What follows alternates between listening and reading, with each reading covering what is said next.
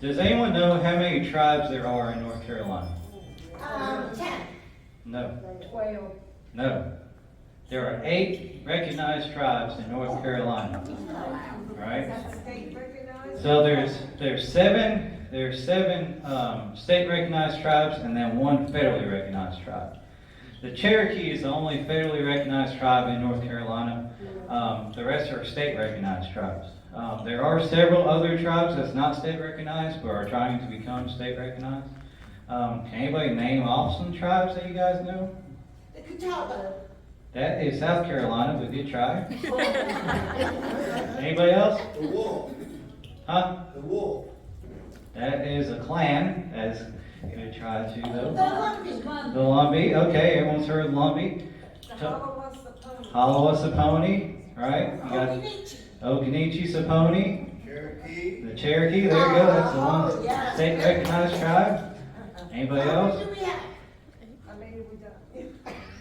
I don't even know it. I lost count. Okay. Yeah. Sorry. So you got the Waccamaw down towards the coast. How about Waxhaw? That's South Carolina.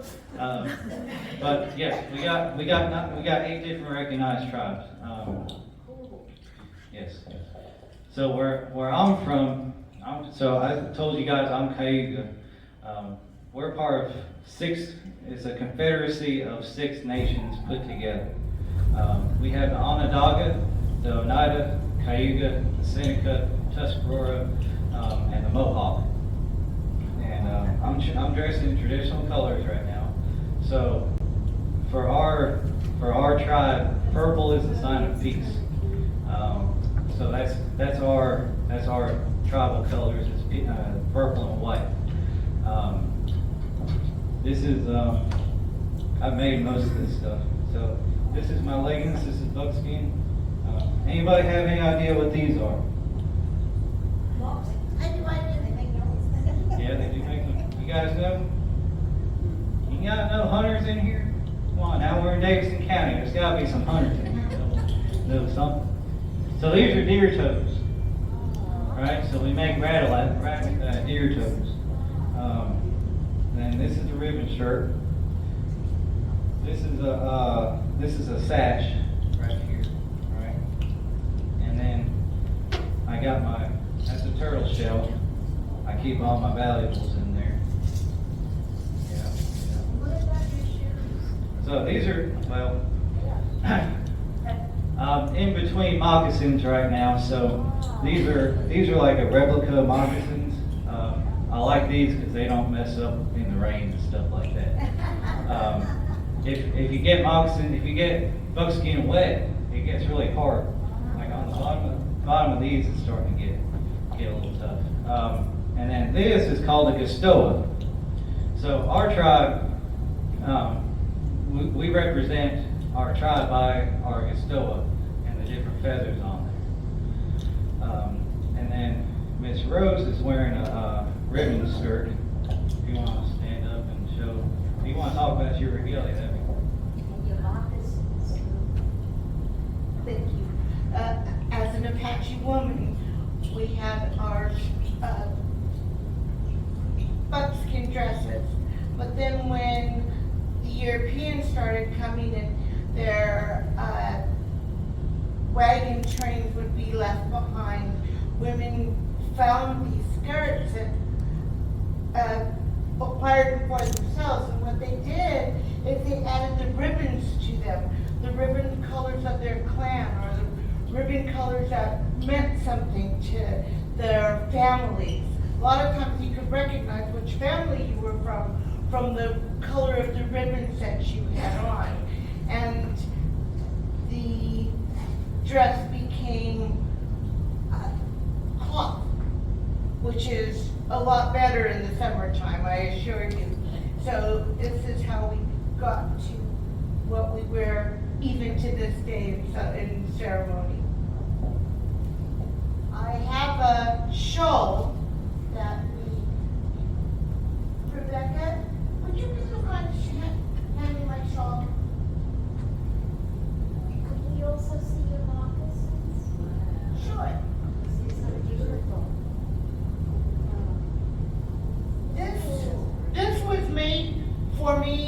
by a friend of mine, and I love the way that she added the colors of the medicine wheel itself, and the way that she adorned it with these feathers. So, I don't know what to say. And what this is used for is the woman's traditional dance. Okay.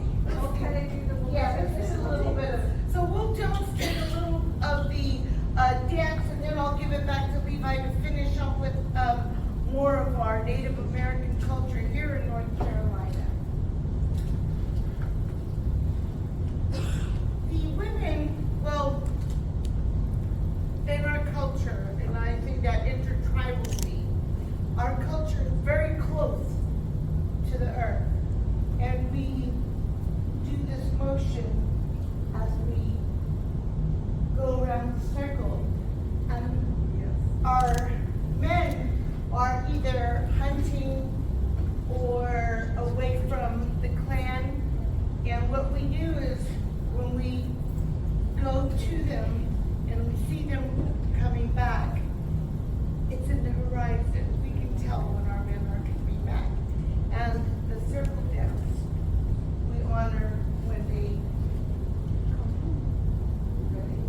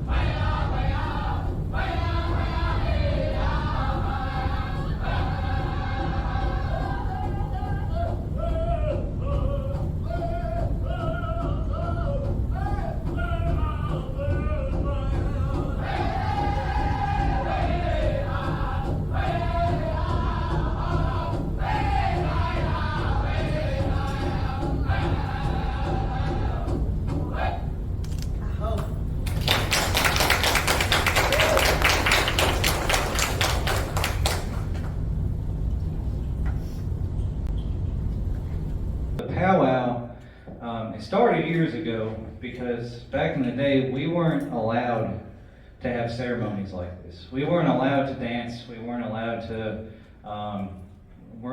sing. We weren't allowed to pray. We weren't allowed to speak. We weren't allowed to do anything. So we had to find a way to do this without the government actually knowing. So part of the dances that we do, all the dances we do is part of, I guess, our religion, you can say. Our spiritual beliefs and our culture intertwine. So everything that's done here is about praising God and stuff like that. So there's different dances, right? So she was doing the shawl dance. I do men's traditional or Eastern woodland. My dance is like a storytelling dance. So I'm telling the story of a hunt or a war that we went through. Thanking the Creator for us to get back to the tribe. That's what my dance is for. We have men's fancy, which is which I don't do because I'm not in shape anymore. But men's fancy is really fast. They wear like really bright colors and they dance super fast. Yes. We got women's jingle. So they'll be wearing a skirt like that, but they'll have jingles on it. Traditionally, they would roll up Skull cans or Copenhagen cans and use that for jingles. And there's 365 of them on the dress, and that represents every day of the year. And it's a prayer dance that the women do. Yes. And then you got fancy shawl, which I don't know anything. I don't know much about the women's side. I just know about the men's side. I got Eastern Woodland, which is kind of like a men's traditional, just faster. My tribe does a smoke dance, which I'm out of shape for that too, so I'm not going to do that today. But I will do a men's traditional right now. Before I do though, I'm going to talk about the different things I use to dance with. So this is a gun stop war club.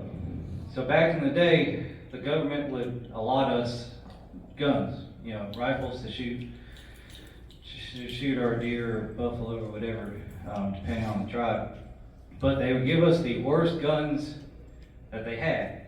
So the barrels would rust off, and we would make them into war clubs.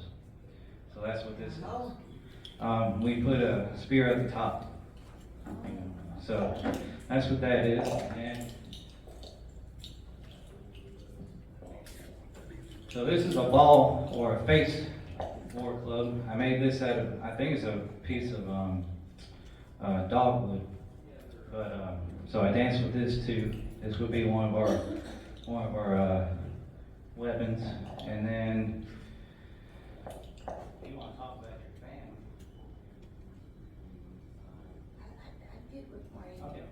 Okay. So that's kind of what I'll be dancing with. This is a men's traditional.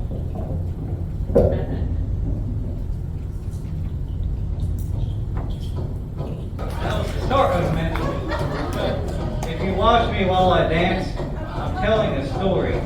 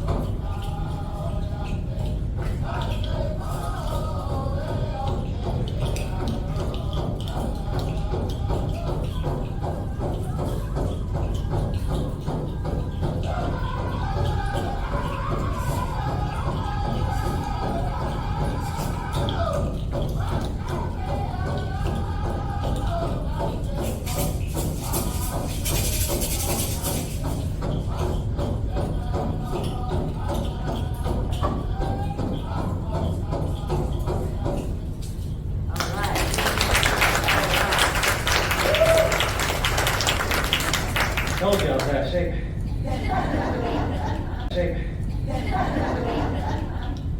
So, as I was dancing, so when we look down at the ground, right, we're following the tracks. right? And then when I'm going like this, I'm scanning the area. And then, killing whatever. And at the end, I kind of do a little victory dance. Right? For finding my kill. So, that's the men's tradition. So the creation story, I'm sure most of you guys are familiar with the creation story in the Bible. They're actually very, very close to that. So a long time ago, we believe in sky world, and there's sky beings up in the sky world. And a woman named Sky Woman, she got pregnant, and she was walking around Sky World trying to find some food. And there was a tree of life that had all the food, all the fruit that she could eat on there. But the tree had fallen over. So she went over there to see if the tree still had fruit on it. When she walked up to it, she saw a big gaping hole that looked down into the earth, and all there was water. Some say the husband pushed her in the hole. Others say she fell in there. But either way, she fell into the hole and started coming down onto earth when a flock of geese came and picked her up and set her on the back of the turtle because there was no land. And she told the raven, "We're going to make some land. I can make land for us. I need some dirt to make the land." So he went out into all the sea creatures and asked if any of them would be brave enough to make the journey down to the bottom of the ocean to pick up the sand or the dirt. When Muskrat said, "I'll do it," and he dove down deep. He dove down way deep, and he grabbed that earth and he started coming up, but he couldn't make it all the way, and he died. And then the animals were waiting. They're like, "Well, I don't think Muskrat's going to make it up there." And then Beaver said, "I'll do it." So he went down. He dove down deep, and he just about did make it. But he saw Muskrat's dead body floating in the ocean with the mud still in his paw. So Beaver went and grabbed the mud and brought it up to the surface. And Sky Woman, he gave it to Raven, and Raven brought it to Sky Woman. And Sky Woman took the mud and rubbed it on the back of the turtle. And the turtle grew and grew. And that's why we call United States Turtle Island today. If you look at the United States, it looks like a turtle. If you look at the map of the United States, it looks like a turtle. Mexico is the tail. Florida is the bottom right leg. It looks like a turtle if you look at it. So that's why we call it Turtle Island. Now, Sky Woman had two sons. One was good, one was bad. One made all the good things on the earth. He made the wind, he made the flowers, the trees. And then the bad son wanted to perverse everything. So he made the hurricanes and the tornadoes and the poisonous stuff, the poisonous plants, the poisonous animals. So there's a good and a bad balance. Sounds familiar, don't it? But that is our creation story. Every tribe has a different creation story. Cherokees have their own. Catawbas have their own. The Apaches have definitely their own. Anybody have any questions so far? I got one clap.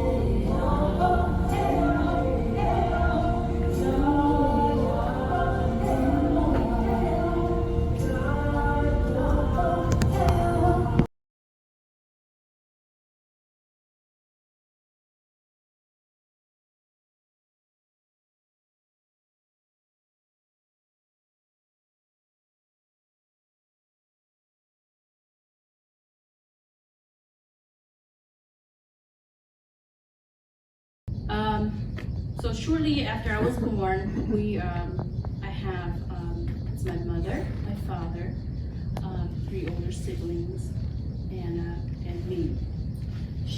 They are crossing my foot to go to, trying to escape the war zone. There's a lot of landmines and everything around, so they're having to be so careful traveling by foot to cross over to the border of Thailand where the refugee camp is there. So they're just crossing by foot and everything, trying to cross over to the camp. So thank the Lord, we were able to get to the camp, the refugee camp. It was pretty much a refugee camp. There, our life was very hard. Food was very scarce. They had like relief programs and stuff and from other countries would come and to help out with food and everything. They were limited to what they could give to each family. And my mom had 2 girls, and then she had another one, my younger brother, was born there later on, and they would only give rice to the amount of girls you had. So like if mom had 2 girls, they would give 2 bags of rice. And I'm thinking, well, this is not going to feed a family of 7. And so she would dress my oldest brother up like a little girl because he had the features, the really pretty feature, like you pass up for a pretty little girl. She would dress him up as a little girl, so just to get an extra bag of rice to feed the family. And I also had our mayor brother. He was a great artist. They'd have like artist teachers and stuff. They would come and have art school there. He was an amazing artist. And with his talent, he was able to help sell his artwork to help financially as well. And my mother did some like little farming, of course, to help out, sell vegetables and stuff in the open market.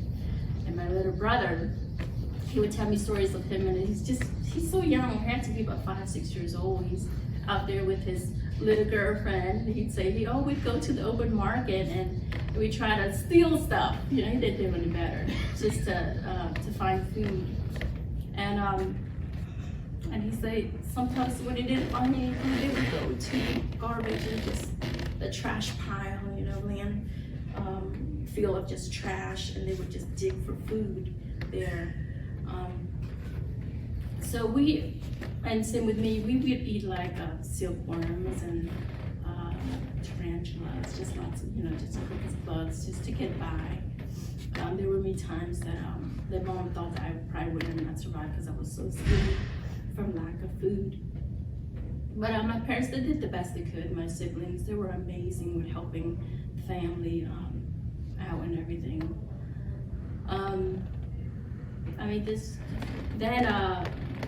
We had cousins.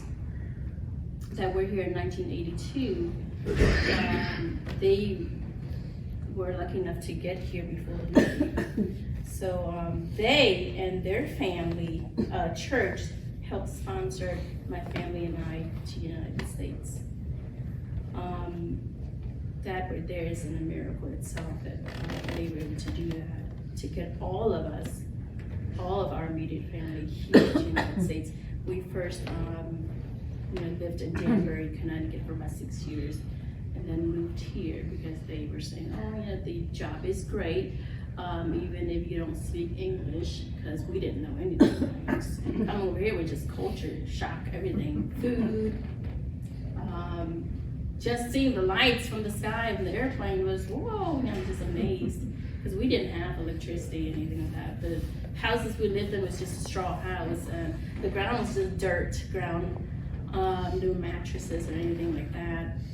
Or barely clothes or shoes. So it was just like, wow, they talk about the land of opportunity, and it really is the land of opportunity. Many of us take it for granted. We are so blessed. America is so blessed. So we came here, September 7th, 1990. They sponsor us, and even just entering into the grocery store, the smell was just, oh my gosh, shock. It was so cold. The produce aisle was so cold. It's still cold to me, but even the temperature is just different. I do like it here, the 4 seasons that we get here. But overall, I'd say, like I was telling the lady back there, if it wasn't for the grace and the mercy of God, we wouldn't be here. I know I wouldn't be here. I know my mother especially wouldn't be here.